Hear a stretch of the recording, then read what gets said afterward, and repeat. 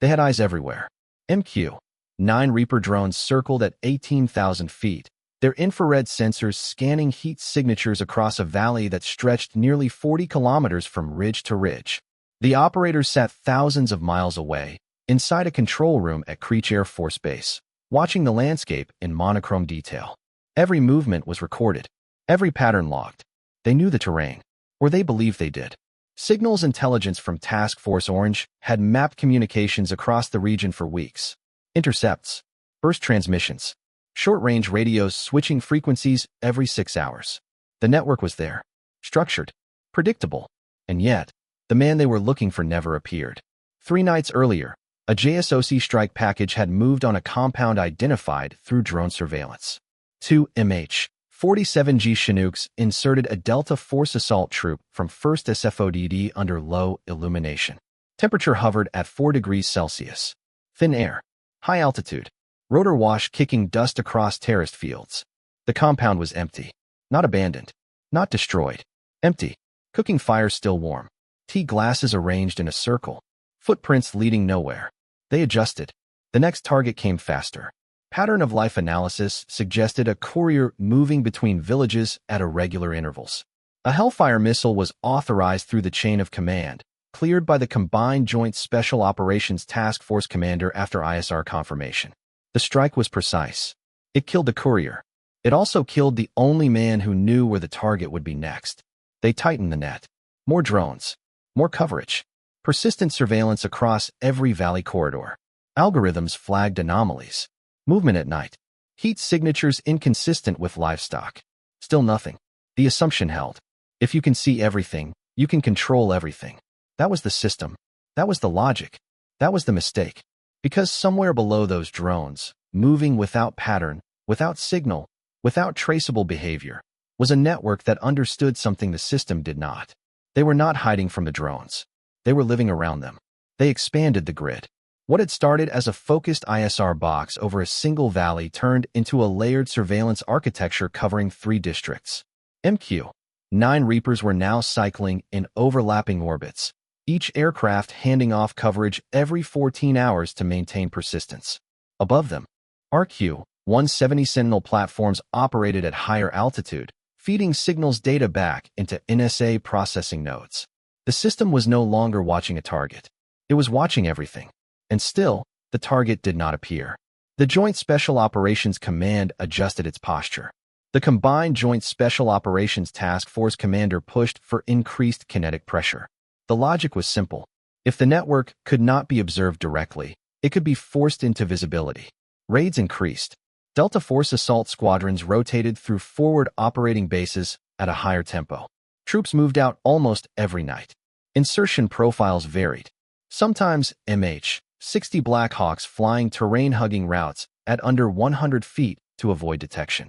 Other times, ground infiltration using GMVs moving without headlights across dry riverbeds. Each mission was built on the same foundation. Drone confirmation, signals intercept, pattern of life analysis. Each mission ended the same way.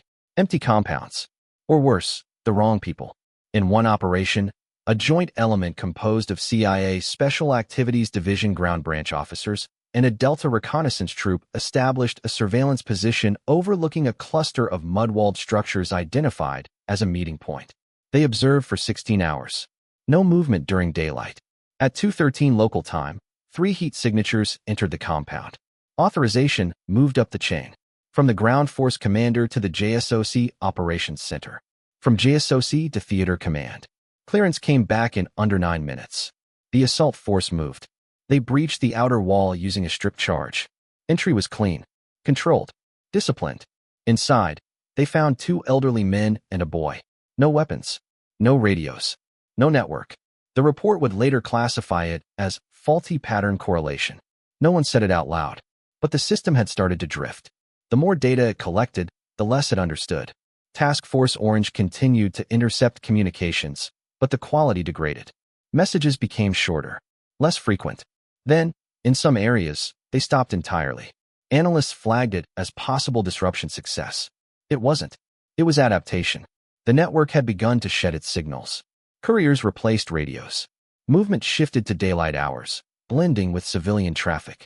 Routes changed constantly, but not randomly. They followed terrain logic. Irrigation paths, animal trails, areas where drone angles created blind zones against steep rock faces. The drones still saw movement. But movement without context is just noise. And noise was everywhere. The analysts responded the only way they could. They widened the filters. More anomalies flagged. More targets generated. More operations approved. The cycle accelerated. Night after night, helicopters lifted off into thin, cold air. Pilots flying under night vision, navigating terrain that rose sharply from valley floors to jagged ridgelines. Assault teams rehearsed on mock compounds, memorizing entry points that would never be used. They were moving faster now, but not smarter. In one instance, a high-value target was tracked through a series of thermal signatures moving along a ridgeline at dusk. The pattern matched previous courier behavior. Speed consistent. Direction aligned with known network routes. A strike was authorized. The Hellfire missile impacted precisely where the last heat signature had been recorded. When ISR assets reviewed the aftermath, they found the remains of livestock. Goats. The pattern had been real. The interpretation had not. Frustration began to surface, but not where it mattered. Operators on the ground questioned the intelligence. Analysts questioned the operators. Command questioned both. Requests for extended surveillance were denied due to asset limitations. Requests for delayed strikes were overruled by time-sensitive targeting protocols. The system was working exactly as designed. That was the problem. Because the design assumed something that was no longer true. It assumed the enemy needed to communicate. It assumed movement would reveal intent. It assumed visibility meant understanding. Weeks passed. Fuel burned. Hours logged. Targets struck.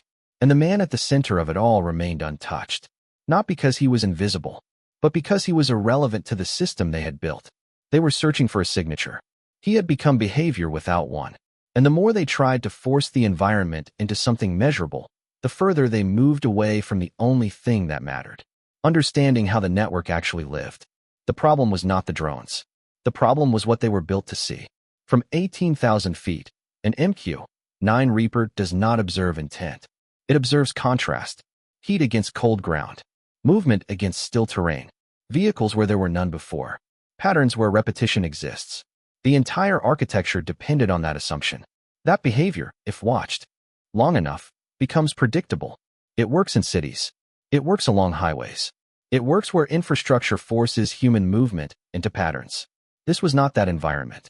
The valley floor fractured into irrigation lines, footpaths, dry channels, and livestock routes that changed with season and water flow.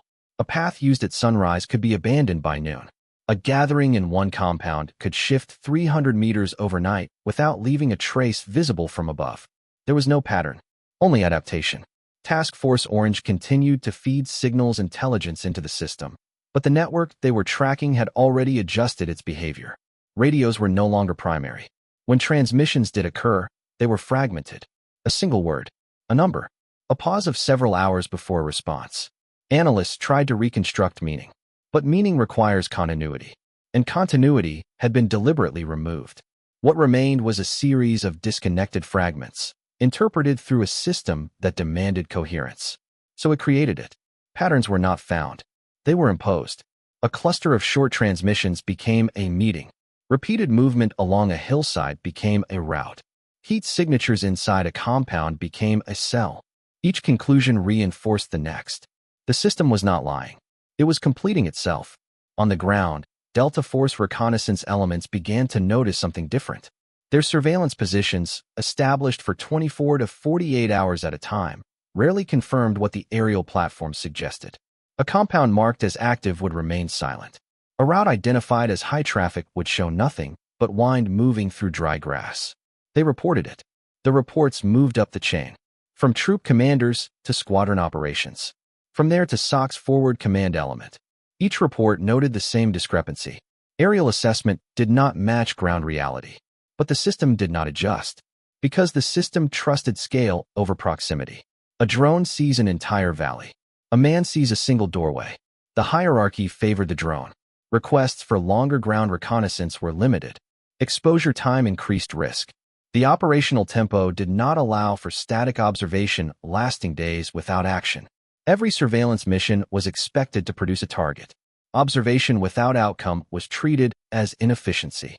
So the ground teams were pushed to confirm faster. They adapted. Shorter observation windows. Faster. Conclusions. More reliance on ISR feeds. They began to see what the system saw, not because it was accurate, but because it was dominant. The enemy understood this shift before the system did. They reduced their electromagnetic signature to near zero. No radios during movement. No consistent couriers. Information moved through human chains that dissolved after each transfer. A message would pass through 4 individuals, each knowing only the next point, never the origin. Even if one was captured, the chain ended there. No network to map. No structure to exploit. They operated inside the gaps. Drones could track movement, but not meaning. Signals intelligence could intercept fragments, but not context. Pattern of life analysis could generate targets, but not truth. And truth was the one variable the system required. Without it, everything still functioned. It just functioned in the wrong direction. The assumption had been reinforced from the beginning. If you can see everything, you can control everything. So they increased visibility. More drones. More sensors. More data. But visibility without understanding does not produce control. It produces illusion.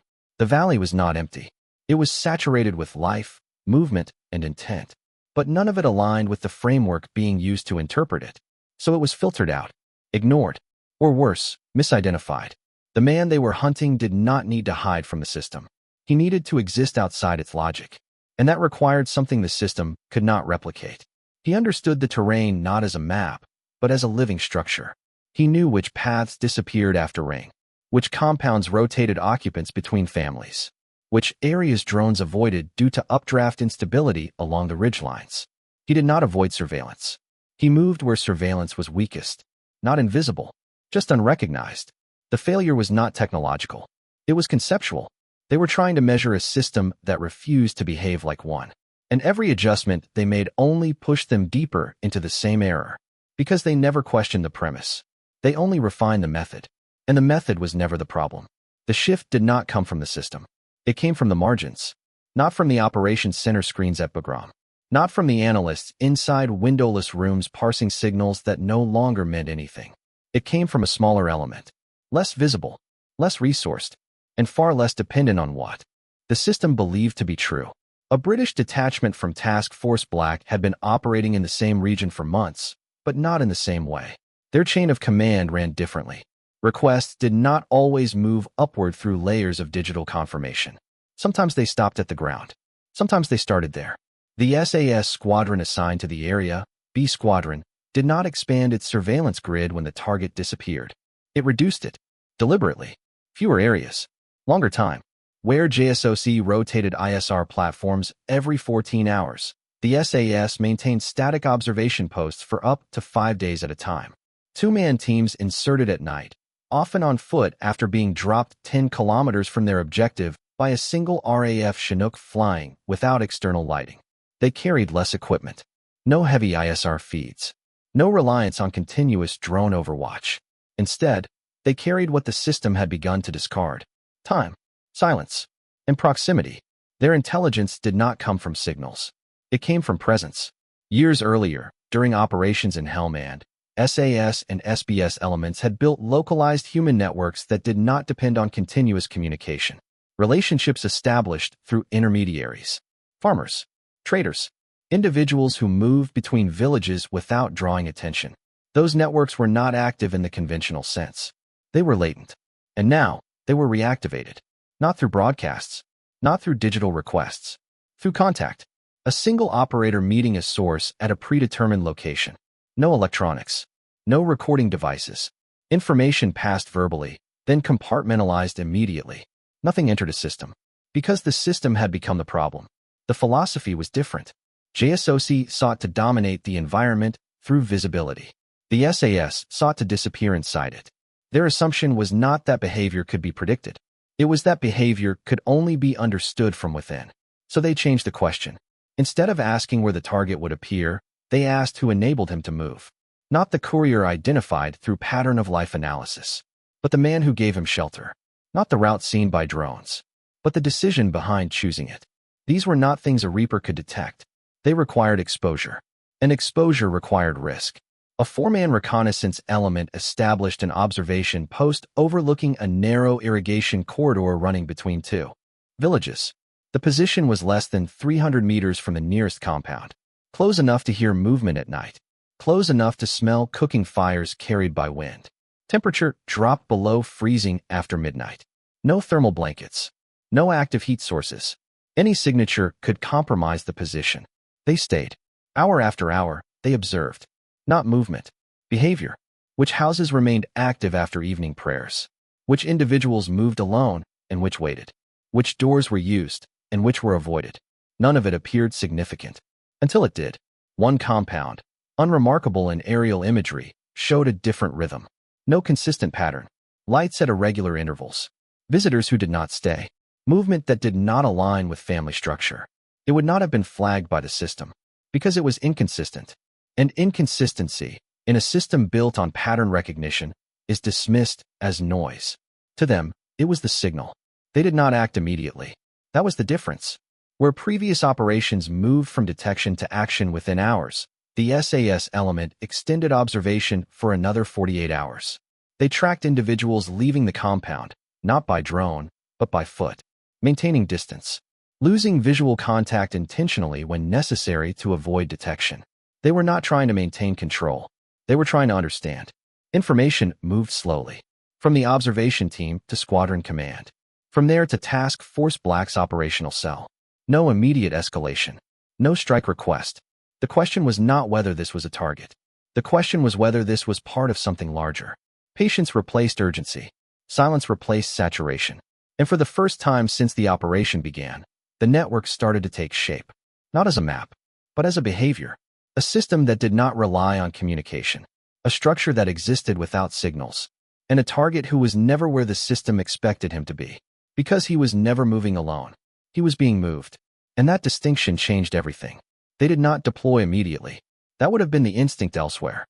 Confirm the anomaly. Escalate. Strike within the window before the pattern disappeared again. But this was no longer about windows. It was about structure. Task Force Black held the information at squadron level for another 12 hours. The observation logs from the four-man SAS team were cross-referenced with fragmentary human intelligence gathered days earlier. A name surfaced. Not the target. A facilitator. A man who did not travel far. Did not speak on radios. Did not appear in any signals intercept collected by Task Force Orange. But he was present. Consistently adjacent to movement that did not make sense. The chain of command compressed. Instead of pushing upward into a large approval structure, the decision loop remained tight. Squadron command coordinated directly with the Task Force Black Operations Cell. A limited objective was defined. Not capture. Not kill. Penetrate the network. A single troop from B Squadron was assigned. 8 operators. Divided into 2 four-man sticks. Supported by a small signals detachment, not to monitor communications, but to confirm absence of them. Negative space as confirmation. Insertion was scheduled for 1:40 local time. A single RAF Chinook approached at low altitude, using the western ridgeline to mask its approach from any potential observers. No external lighting. Engines kept below maximum output to reduce acoustic signature. The landing zone was not a cleared area. It was a dry terrace, uneven, narrow, surrounded by low stone walls. The aircraft touched down for less than 12 seconds. Both sticks moved immediately. No words exchanged. The Chinook lifted and disappeared back into the valley darkness. Temperature was near freezing. The ground hard. Movement slow, deliberate. Each operator carried approximately 35 kilograms of equipment. Suppressed carbines. Night vision. Minimal electronics. No active transmissions. They moved on foot. 6 kilometers to the objective. No straight path. They avoided the obvious routes. No irrigation channels. No trails. Movement followed contour lines, using elevation changes to break silhouette against the skyline. Progress was slow. 2 hours to cover the distance. They did not arrive at the compound. They stopped 400 meters short. This was not an assault. It was insertion into a system they did not yet fully understand. One stick established an outer observation position, covering the compound and the primary approach routes. The second moved closer, closing to within 150 meters, using low walls and agricultural structures as concealment. They settled before first light. And they waited. Dawn came gradually. The valley shifted from black to gray. Then color. Smoke began to rise from scattered compounds as morning fires were lit. Movement increased. Predictable. Movement. Families. Livestock. Routine. The target compound remained inconsistent. One man entered shortly after sunrise. Not hurried. Not cautious. He stayed for 11 minutes. Left without interacting with anyone visible outside. Another arrived mid-morning. Different direction. Same pattern. The operators did not track them immediately. They watched the compound. Because the compound was not the point. The behavior around it was. Hours passed. At 13:20, a third individual approached. This one different. He did not enter immediately. He paused outside. Looked down the irrigation path. Waited. Then he moved inside. The closer observation team marked the time. 3 minutes. 5. 7. At 9 minutes, a fourth figure exited the rear of the compound. Not the same as the man who entered. Different height. Different movement pattern. He moved along a narrow path that did not appear on any ISR mapping. The system would have missed it. There was no heat anomaly. No repeated usage. Just a slight depression in the ground, partially obscured by dry vegetation. The SAS team followed. Not immediately. They allowed distance to build. The outer observation team maintained visual on the compound. The inner team peeled off, tracking the individual from a lateral angle, never directly behind. The path led upward, toward a section of the ridgeline that drone feeds often degraded over due to thermal distortion caused by midday heat rising off the rock surface. A blind zone. Not absolute, but unreliable. The man moved with familiarity. No hesitation. No scanning. He was not avoiding surveillance. He was moving through what he knew the system could not consistently see. The SAS team maintained separation of approximately 200 meters. Enough to avoid detection. Close enough to maintain intermittent visual contact. The terrain tightened. Rock faces on either side. Narrow passage. Temperature rising sharply as the sun reached its peak. Sweat building under gear. Breathing controlled. At 14:05, the man disappeared. Not into a structure. Into the terrain. The lead operator halted. Raised a closed fist. The team froze. No sound. No movement. They waited. 30 seconds. 1 minute. Nothing. The operator moved forward alone. Slow. Deliberate. Closing the distance to where the figure had vanished. At first, nothing. Then the detail emerged. A narrow cut in the rock. Less than a meter wide. Invisible from above. Completely shielded from any aerial angle. A passage. Not. Natural. Modified. Used. The operator did not enter. He marked it. Returned to the team. Information moved back through the chain. From the ground element to squadron command. From there to task force black. No immediate action. They held position. Because now, for the first time, they were not chasing movement. They had found structure. And structure does not disappear. It waits. Through the night, they maintained observation. No further movement from the compound. No reappearance from the passage. At 2:10, under complete darkness, the decision was made. Not a strike. An insertion. The second stick moved. Slow approach. No light. Night vision only. They reached the entrance of the passage after 23 minutes of controlled movement. One operator entered first. Weapon raised. Suppressed carbine aligned with the narrow corridor. The passage extended deeper than expected. Roughly carved. Descending at a shallow angle. Air cooler inside. Damp. 10 meters. 20. A turn. Another.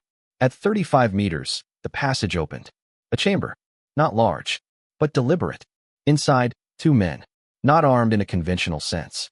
No rifles within immediate reach. But not unprepared. The first man reached for something behind him. He did not complete the motion. 2 suppressed shots. Controlled. Precise. The second man froze. Hands visible. He was not the target. But he was part of the system. They secured the chamber. No alarms. No external reaction. Because nothing in the system above knew this space existed.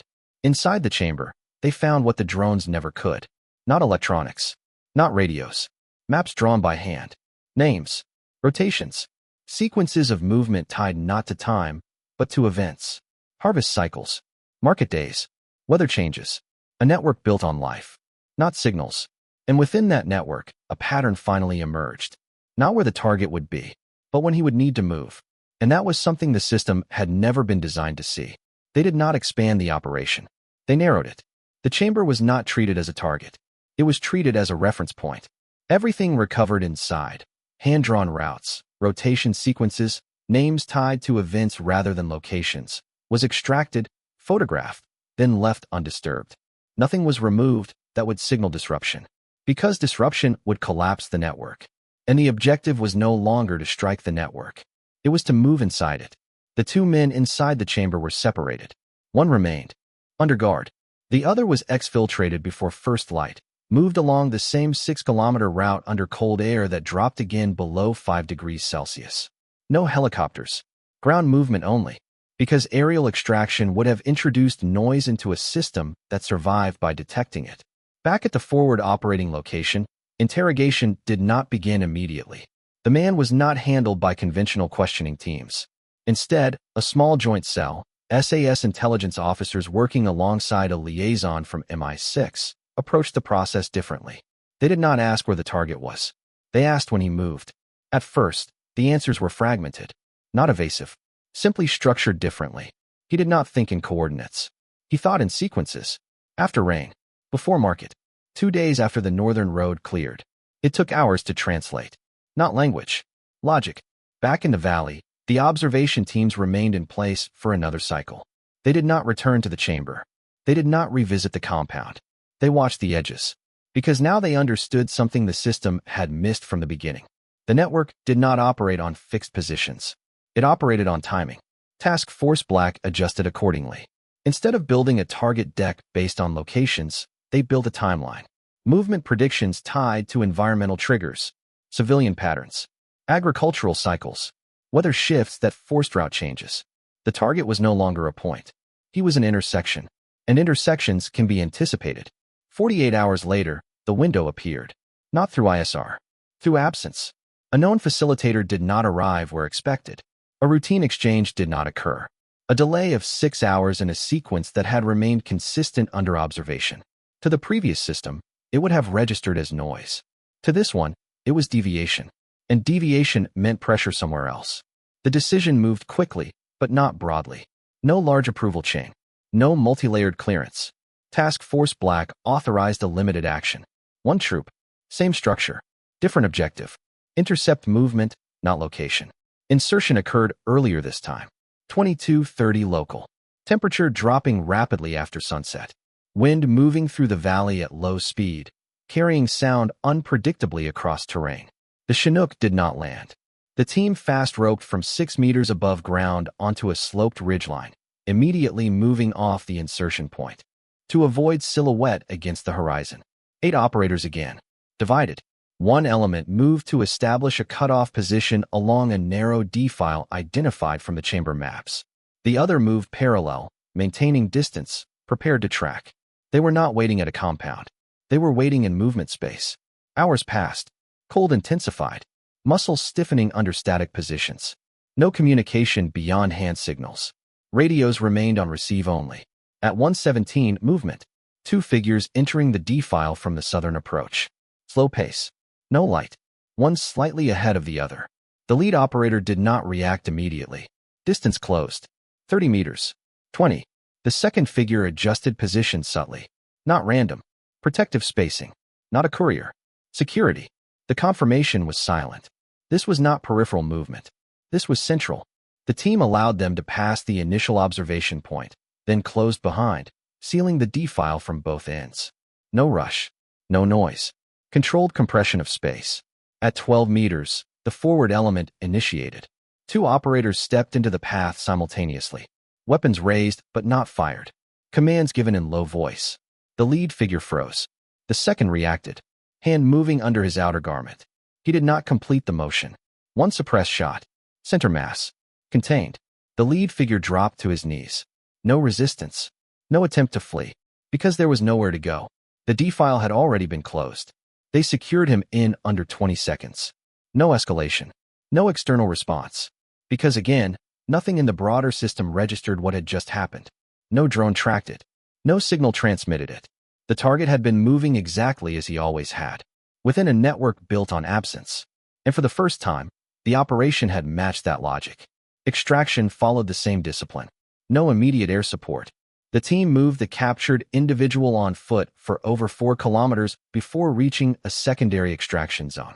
Only then was a single helicopter brought in, timed with a routine resupply flight pattern to mask deviation. By the time ISR platforms registered any anomaly, there was nothing left to see. The valley returned to its normal state. Movement resumed. Patterns continued. But one element was missing. And this time, the system knew exactly why. What changed was not the outcome. It was the understanding of how outcomes are produced. For weeks, the most advanced surveillance architecture in the world had operated at full capacity. MQ, 9 Reapers cycling endlessly above the valley. RQ, 170 Sentinels feeding high-altitude data into processing centers designed to convert movement into meaning. Task Force Orange intercepting fragments of communication, assembling them into something the system could act on. It was precise. It was efficient. It was wrong. Not because the technology failed, but because it answered a question that no longer mattered. Where's the target? The system had been built to respond to that question. Every sensor, every algorithm, every chain of command decision reinforced it. Location became the center of gravity. Find the point. Strike the point. Control the outcome. But the network they were facing did not exist as a point. It existed as behavior. And behavior does not collapse when a single node is removed. It adapts. What Task Force Black introduced was not a new tool. It was a different question. When does the system require movement? That question did not produce coordinates. It produced windows. Moments where the network, by necessity, had to expose itself. Not through communication. Not through pattern repetition. But through obligation. The need to connect one part of itself to another. The target was never static. He was dependent. On facilitators. On terrain. On timing dictated by factors no satellite could measure. Crop cycles. Civilian routines. Environmental shifts that forced decisions at ground level. Once that was understood, everything else changed. The drones did not disappear. They were repositioned. No longer searching for the target, they were used to confirm absence. To validate that certain areas remained quiet when they should not. Negative confirmation became more valuable than positive identification. Signals intelligence did not stop. It was deprioritized. Fragments were no longer forced into coherence. They were left incomplete, used only when they aligned with observed behavior on the ground. The hierarchy adjusted. Not publicly, not structurally, but in practice. Decisions moved closer to the ground. Squadron-level command retained authority longer. Requests did not automatically escalate. Some never left the valley, because the valley had become the only place where the system made sense. The success of the operation was recorded in standard terms. High-value individual captured. Network disrupted. Follow-on operations initiated. But those descriptions missed the point. The network did not collapse. It shifted. Other facilitators stepped in. Routes adjusted. The chamber remained, but its function changed. The system absorbed the loss and continued. Because it had been designed to do exactly that. Resilient. Decentralized. Dependent on understanding rather than infrastructure. What had been removed was not the network. It was a single element within it. And yet, the operation was still considered a success. Not because it ended the problem, but because it revealed it. The illusion of control had been replaced by something more limited and more accurate. Influence. The ability to anticipate movement, not dictate it. To intercept at critical points, not dominate the entire environment. To accept that visibility does not equal understanding, and that understanding requires presence where technology cannot reach. The lesson did not spread evenly. Large systems do not change quickly. In other regions, the same patterns repeated. Expanded surveillance. Increased data collection. Faster strike cycles based on incomplete interpretation. Because the tools still worked. Just not in the way they were being used. What Task Force Black demonstrated was quieter, less scalable, and far more precise. They did not win because they had better technology. They operated with less of it. They did not win because they moved faster. They slowed down. They did not win because they saw more. They learned where not to look. The difference was not capability. It was perspective. Somewhere above the valley, the drones still circled. Sensors still scanning. Data still flowing into systems designed to make sense of it. And below, the network continued to move. Not invisible. Not hidden. Just existing in a way that required a different kind of attention. The kind that cannot be scaled. The kind that cannot be automated. The kind that forces a system to admit its limits. They had everything. And for a long time, That was the reason they couldn't see it. Until they stopped trying to control it and started trying to understand it.